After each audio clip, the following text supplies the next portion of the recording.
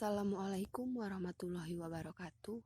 Perkenalkan, nama saya Triana Adelia, NIM 2019143672, kelas 4R, mata kuliah pendalaman materi SD.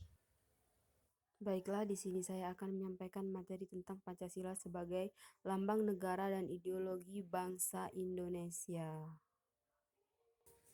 Pancasila sebagai ideologi bangsa Indonesia. Nah, sudah tahu belum anak-anak, apa itu Pancasila sebagai ideologi bangsa Indonesia? Nah, secara etimologis, ideologi berasal dari bahasa Yunani yaitu eidios dan logos. Eidios berarti gagasan dan logos berarti berbicara.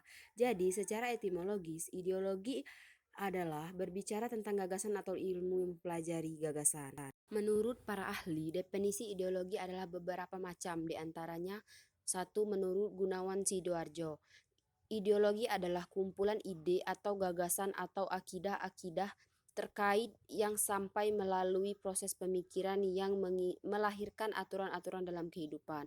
Menurut Profesor Dr.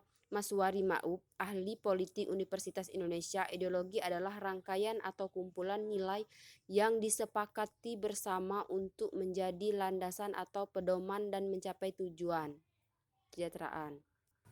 Nah, anak-anak, ciri-ciri ideologi adalah sebagai berikut. Mempunyai derajat yang tertinggi sebagai nilai-nilai hidup kebangsaan dan kenegaraan.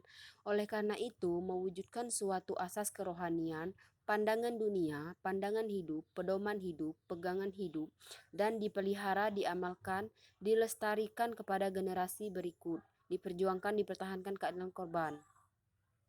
Jadi, Pancasila sebagai ideologi bangsa negara Indonesia adalah Pancasila sebagai cita-cita negara atau cita-cita yang menjadi basis bagi suatu teori atau sistem kenegaraan untuk seluruh rakyat dan bangsa Indonesia, serta menjadi tujuan hidup bangsa Indonesia.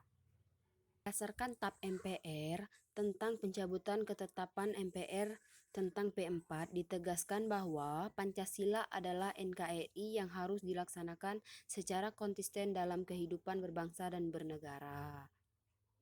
Nah, anak-anak sudah tahu belum apa itu ideologi terbuka? Jadi, selain ada ideologi yang lain, di Indonesia juga ada itu istilah namanya ideologi terbuka. Ideologi terbuka adalah ideologi yang dapat berinteraksi dengan ideologi-ideologi yang lain.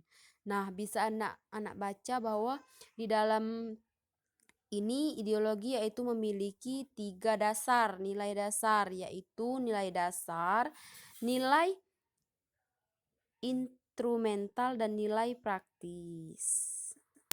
Nah, sudut pandang NII, karena NII tidak puas dengan ideologi Pancasila yang dijalankan di Indonesia, apalagi terjadi berbagai penyimpangan nilai Pancasila.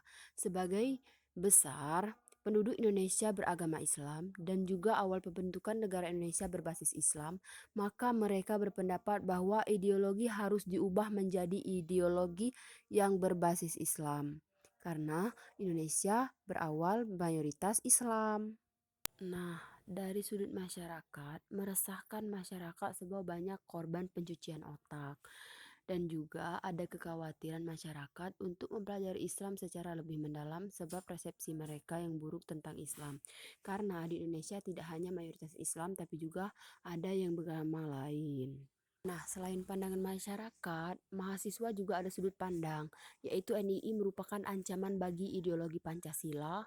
NII bisa memecah belah menjadi 2 kubu di Indonesia.